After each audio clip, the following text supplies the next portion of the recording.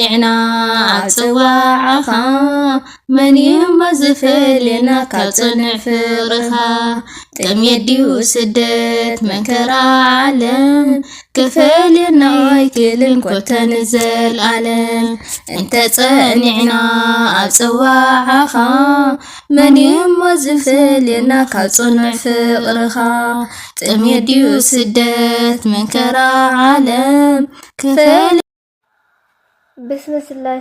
بسم عب وولد ومنفس قدوس أحد أملاك آمين بسم عب وولد ومنفس قدوس أحد أملاك آمين بسم عب وولد ومنفس قدوس أحد أملاك آمين سلام سلام سلام እግዚአብሔር አምላክ ይብዛሕልኩም ክብራት ኣሕዋትኩም የለኹም ኣነ ጽባቕ ኣሎ እግዚአብሔር አምላክ ይመስገን ከምታ ኣነ ጽባቕ ዘለኹ ድማ ሰላም ክትኮነ ናይ ኩሉ ግዜ ትምኒትሽን ድማ ሃፋድ እግዚአብሔር አምላክ መጽሐፈ ጥበብ ኢያሱ ወዲ ስራ ምዕራፍ 1 ከንበልኩም እየ ጥበበኛ ኢያሱ ወዲ ሲራክ ኩሉ ጥበብ ካብ እግዚአብሔር ዝመጽእ ኩሉ ጥበብ ከኣን ዘላለም መስኡይ ዝነብር ነቲ ኣብ ወሰን ባሕሪ ዘሎ ሓፃ ወይ ነጥብጣብ ዝናብ ወይ ንናይ ዓለም መዓልትታት ናይ ዘላለም መዓልትታት ክቆጽረ ዝኽእል መን እዩ ቁመት ሰማይ ስፍሓት ምድሪ መዓሞ ባሕሪ ዕንቆት ጥበብ ክንደይ ከም ዝኾነ ዝፈልጥ መን እዩ ጥበብ ቅድሚ ኩሉ ነገር ተፈጠረት ምስቱ ዓል ካብ ዘለዓለም ነበረት መበቆል ጥበብ ካብ ላዕለዋይ ሰማይ ቃል ኣምላኽ እዩ መንገዲ ጥበብ እውን እቲ ዘለዓለም ዝነብር ትእዛዝ እዩ መበቆል ጥበብ ካብ መስመስላሴ መበቆል ጥበብ ካበይ ከም ዝኾነ ዝተገለጸሉ ሰብ ዶ ኣሎ ነቲ ረቂቕ ክእለታ ዝፈልጣ ኸመን እዩ ፍልጠት ጥበብ ዝተገለጸሉኸ መን እዩ እቲ ዓብይ ተመክሮ ጥበብ ዝተረድኦ ኸመን እዩ ኣብ ዝፋኑ ዝተቐመጠ እምብዛ ዝፈርህ በይኑ ፍላጥ ዝኾነ ሓደ ጥራይ ኣሎ ንጥበብ ዝፈጠረ ባዕሉ እግዚአብሔር እዩ ምስ ረኣያ ክብርቲ ምዃና ፈለጣ ንዝፈጠሮ ዝበለ ከዓ በኣ መልኦ ጥበብ ዘይተዋሃበቱ ወዲ ሰብ የለን ኣብቶም ዘፍቅርዋ ግና ኣብዚሑ ኣፍሰሳ ንእግዚአብሔር ምፍራህ ክብርን ልዕልናን እዩ ዘውድ ሓጎስን ደስታን ከዓ ይደፍአልካ ንእግዚአብሔር ምፍራህ ንልቢ ሕጉሶ ነዊሕ ዕድመ ሙሉእ ሓጎስን ከዓ ይህበካ መወዳእታ እቲ ንእግዚአብሔር ዝፈርህ ሰብ ሰናይ እዩ ብመዓልቲ ሞቱ እውን እግዚአብሔር ክባርኾ እዩ መጀመርታ ጥበብ ንእግዚአብሔር ምፍራህ እዩ ነቶም እሙናት ግና ኣብ ማህፀን ከለው እዩ ከላ እያ ተዋሂባቶም ንሳ ካብ ጥንቲ ዘመን ጀሚራ ምሳና እያ እቲ ዝመጽእ ወለዳ ከዓ እምነቱ ኣብኣ ከውድቕ እዩ ምልኣት ጥበብ ማለት ንእግዚአብሔር ምፍራህ እዩ ንሳ ብህያባታ ፈጺማ ተዕግበና ልብና ብዝበጎ ኩሉ ገዛናን ማዕከናን ትመልእ ዘውዲ ጥበብ ማለት ንእግዚአብሔር ምፍራህ እዩ ብሰላምን ብሙሉእ ጥዕናን ከም እትነብር ትገብረካ ጥበብ ፍልጠትን ምስዋዓልን ከም ዝናብ ትሰድድ ነቶም ዝቕበልዋ ድማ ክብሪ ትውስኸሎም ስር ጥበብ ንእግዚአብሔር ምፍራህ እዩ ጨናፍራ ከዓ ነዊሕ ዕድመ እዩ ንእግዚአብሔር ዝፈርህ ሰብ ንቁጥዑ ኣርሒቑ ይሰጎ ገዛ ርእስኻ መምላኽ ብምኽንያት ዘይብሉ ቁጥዓ ቅቡል ኣይኮነን ምኽንያት ዘይብሉ ቁጥዓ ቅቡል ኣይኮነን ከም እትወድቕ ክገብረካ ይኽእል እዩ ተዓጊስካ ተጸበ ድሓር በቲ ዝገበርካዮ ክትሕጎስ ኢኻ ልክዕ እትዛረበሉ ግዜ ክሳዕ ዝበጽሕ ሱቕ በል ልክዕ እትዛረበሉ ግዜ ክሳዕ ዝበጽሕ ሱቕ በል እሞ በቲ ሰናይ ጠባይካ ዝና ክትረክብ ኢኻ ጥበብን ክብሪ ኣምላኽን ጥበብ በዘራርባ ልባማት ሃፍታም እያ ጥበብ በዘራርባ ሃፍታማት ልባም እያ በስመ ስላሴ ጥበብ በዘራርባ ልባማት ሃፍታም እያ ሓጢያን ግና መንፈሳዊ ንምዃን ካብ ምዕንቃፍ ሓሊፎም ገለ ነገር የብለውን ሓጢያን ግና መንፈሳዊ ንምዃን ካብ ምዕንቃፍ ሓሊፎም ገለ ነገር የብለውን ጥበበኛ ክትከውን እንተደሊኻ ትእዛዛት እግዚአብሔር ሓሉ ንሱ ከዓ ብጥበብ ክመለካ እዩ ንእግዚአብሔር ምፍራሕ ጥበብ እዩ ንገዛ ርእሲ እውን ትምህርቲ እዩ ንሱ ብእሙናቱ ብትሕታትን ይሕጎስ እዩ ንእግዚአብሔር ፍርሃዮ ትእዛዛቱ እውን ኣይተፍርስ ዝተኸፋፈለ ሓሳብ ሒዝካ ናብ ኣምላኽ ኣይትቕረብ ንእግዚአብሔር ፍርሃዮ ትእዛዛቱ እውን ኣይተፍርስ ዝተኸፋፈለ ሓሳብ ሒዝካ ናብ ኣምላኽ ኣይትቕረብ ኣብ ቅድሚ ሰብ ግቡዝ ኣይትኹን ብዛዕባ እቲ እትብሎ ነገር ተጠንቀቕ ከይትወድቕ እሞ ኣብ ርእስኻ ውርደት ከይመጽእ ኣይትተዓበ ከይትወድቕ እሞ ኣብ ርእስኻ ውርደት ከይትመጽእ ኣይትተዓበ ውሽጢ ልብኻ ተንኮስ ስለ ዝመልአ ንእግዚአብሔር ከዓ ስለ ዘይፈራኻዮ እግዚአብሔር ንኹሉ ምስጢርካ ክገልጾ እዩ እሞ ክገልጾ እዩ ኣብ ቅድሚ ጉባኤኻ ከዋርደካ እዩ ጥበበኛ ኢያሱ ወዲ ሰላም ምዕራፍ 2 ኣብ ቅድሚ ኣምላኽ እሙን ምኻን ኣታ ወደይ ንእግዚአብሔር ከተገልግሎ እንተ ደኣ ኮይንካ ገዛ ርእስኻን ፈተና ኣዳሎ ኣታ ወደይ ንእግዚአብሔር ከተገልግሎ እንተ ደኣ ደሊኻ ገዛ ርእስኻን ፈተና ኣዳሎ ቅንዕናን ቅኑዕን ዘይንቕንቕን ኩን ብግዜ ፀገም ከዓ ኣይትተሃወኽ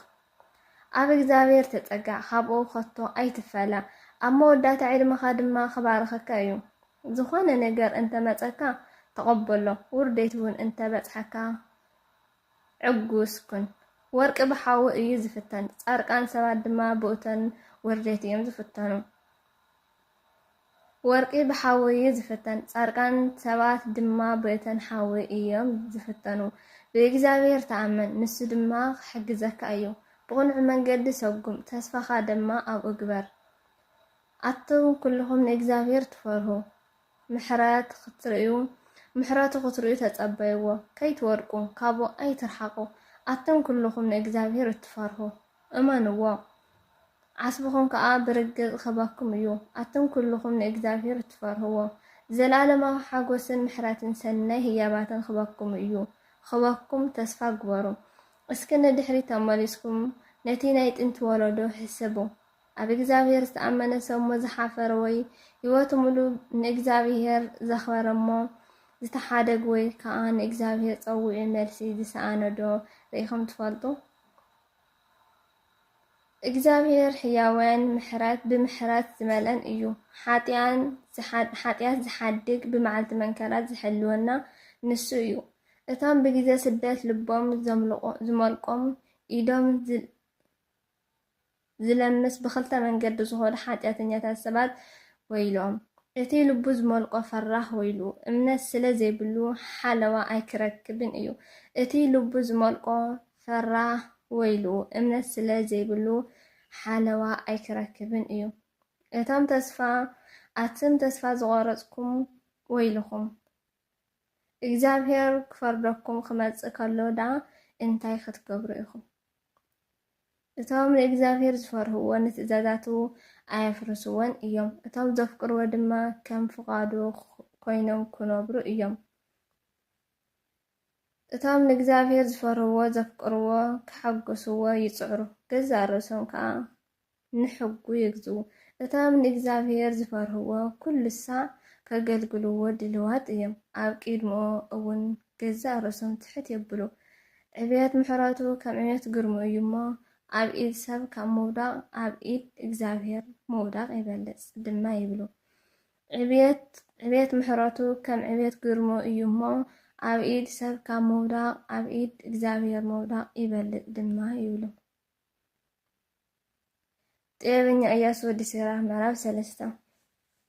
መሰል ወላዲ ደቀየ ንዓይነቦኹም ስምዑኒ ተሓሊኹም ብሰላም ምእንቲ ክትነብሩ ከምዚ ዝብለኩም ግበሩ ደቀየ ንዓይነቦኹም ስምዑኒ ተሓሊኹም ብሰላም ምእንቲ ክትነብሩ ከምዚ ዝብለኩም ግበሩ ከመይ እግዚአብሔር ንወላዲ ኣብ ልዕሊ ደቆም ስልጣን ሂብዎም እዩ ኣደ እውን ኣብ ልዕሊ ደቃ ስልጣን ከም ዘለዋ ኣረጋጊጹ እዩ ነቦኻ እንተ ኣኽበርካ ሓጢአትካ ክስረየልካ እዩ ነደኻ እንተ ኣኽቢርካ ብዙሕ ሃብቲ ትድልብ ነቦኻ እንተ ኣኽቢርካ ሓጢአትካ ክስረየልካ እዩ ነደኻ እንተ ኣኽቢርካ ብዙሕ ሃብቲ ትድልብ ነቦኻ እንተ ኣኽቢርካ ሓደ መዓልቲ ድማ ደቅኻ ክሐጉሱኻ እዮም እግዚአብሔርካ ጸሎትካ ክሰምዕ እዩ نبخا مخبارن نردخا كم اتحقوس بمقبار نجزابير انت تعززكا عدمخا نويخا خونيو نولادخا كم باريون كوينكا تعززم مرقو نابخا مانتي كعسل نبخا بتبلن بتقبرن كله أخبره مرقا ولادي عبايتي ولد يصنع مرقم ولادي كابسر مسرتي من قسم نبي أواردي النابلكا أي تخبر كماي ورديت أبخا ورديتكا كماي ورديت أبخا خبرخا أيكونن خبرخا بكابتي نبخا زرخاي خبر إيو زمتص ندؤم زي خبر ولد ورديتنياتات إيو أتا ودي نبخا مس أرجع تخانو بهيوتو خسع زل دما بقال نجر أقا أي تحزنو أتا ودي نبخا مس أرجع تخانو بهيوتو خسع زل دما بقال نجر أقا أي تحزنو أمرؤو أنت أطفأون تعجس نسخة طعين حيا نسل زخانك أي تنعقو أمرؤو أنت أطفأون تعجسو نسخة طعين حيا نسل زخانك أي تنعقو إتي نولادخا زقبركا يحياونت إجزابير أيرسعن إيو إتي نولادخا زقبركا يحياونت إجزابير أيرسعن إيو حاتياتكا نخدم تسلكا حق زكا إيو من كان أنت ورقك إجزابير نتي زقبركا يحياونت زكي خذكر إيو ما كحق زكا إيو حاتياتكا دما كمتي بمقوات صحي زحق برد كحقق إيو من كرا أنت ودقك إجزابير نتي زقبركا يحياونت زكي خذكري ما حق زكا أيو حاتياتك دما كمتي بمقوات صحي زحق برد كحقق أيو إتي نبو زي حجز نإجزابير كم تتصرف أيو إتي ندوز زغطة بإجزابير سترقم أيو تحتنا أتا ودي أب كل عيخات تحتكن እቶም ብእግዚአብሔር ቅቡላት ዝኾኑ ኸዓ ከፍቅሩኻ እዮም ኣዝኻ እንተ ዓባኻ ኣዝኻ ኸ ትሑትኩን ሽዑ ኣብ ቅድሚ እግዚኣብሔር ሞገስ ክትረክብ ኢኻ ክቡራትን ውርያትን ዝኾኑ ብዙሓት ኣለዉ እግዚኣብሔር ግና ምስጢሩ ንትሑታት እዩ ዝገልጸሎም ክቡራትን ውርያትን ዝኾኑ ብዙሓት ኣለዉ እግዚኣብሔር ግና ምስጢሩ ንትሑታት እዩ ዝገልጸሎም ሓይሊ እግዚአብሔር ዓብዪ እዩ ብትሑታት ከዓ ይኽበር ነቲ ንኣኻ ኣዝዩ ዘጸንኩር ዝኾነ ነገር ክትርኢ ኢልካ ኣይትፈትን ወይ ከዓ ነቲ ካብ ዓቕምኻ ንላዕሊ ዝኾነ ነገር ክትምርምር ኢልካ ኣይትፈትን ነቲ ተዋሂብካ ዘለ ሕጊ ኣሰላስሎ ነቲ ንእግዚአብሔር ዝገለጸልካ ነገራት ክትፈልጥ ኣይድልየካን እዩ ካብ ቃዕምኻ ንላዕሊ ኣብ ዝኾነ ነገር ኢድካ ኣይትምለስ ካብ ቃዕምኻ ንላዕሊ ኣብ ዝኾነ ነገር ኢድካ ኣይትምለስ ከመይ እቲ ድሮ ተዋሂብካ ዘሎ ንገዛ ርእሱ ካብ ዓቕምኻ ርድኢት ወዲሰብ ካብ ቃዕሚ ርድኢት ወዲሰብ ንላዕሊ እዩ ብዙሓት ሰባት ብናይ ገዛእ ርእሶም ሓሳብ ተመሪሖም ይጋገዩ እቲ ገጋ ሓሳባቶም ከዓ ነቲ ፍርዶም ናብ ጌጋ ይመርሕ ዓይኒ እንተ ዘይብልካ ክትርኢ ኣይትኽእልን ኢኻ ፍልጠት እንተ ዘይብልካ ጥበብ ኣለኒ ኢልካ ኣይትዛረብ ዓይኒ እንተ ዘይብልካ ክትርኢ ኣይትኽእልን ኢኻ ፍልጠት እንተ ዘይብልካ ጥበብ ኣለኒ ኢልካ ኣይትዛረብ ህልኸኛ ምዃን ኣብ መወዳእታ ኣብ ስቃይ ክእትወካ እዩ ህልኽ እንተ ደኣ ትፈቱ ኮንካ ብህልኽ ክትጠፍእ ኢኻ ህልኸኛ ሰብ መንከራ ክፀዓኖ እዩ ሓጢአተኛ ሰብ ድማ ሓጢአት ኣብልዕሊ ሓጢአት ይኹምር እከይ ኣባቶም ሱር ስለዝሰድድ ኣብ ትዕቢተኛታት ዘለ መንከራ ፈውሲ የብሉን ፈላጣት ሰባት ካብ ምሳሌታት ይመሃሩ ክመሃሩ ስለዝደለዩ ጽን ኢሎም ይሰምዑ ንድኻም ምውጻት ከምቲ ገሃድ ንዝብል ሓዊ ማይ ዘጥፍኦ ንድኻም ምውጻት ከዓ ንሓጢአት የጥፍኦ ከምቲ ገሃድ ንዝብል ሓዊ ማይ ዘጥፍኦ ንድኻም ምውጻት ከዓ ንሓጢአት የጥፍኦ እቲ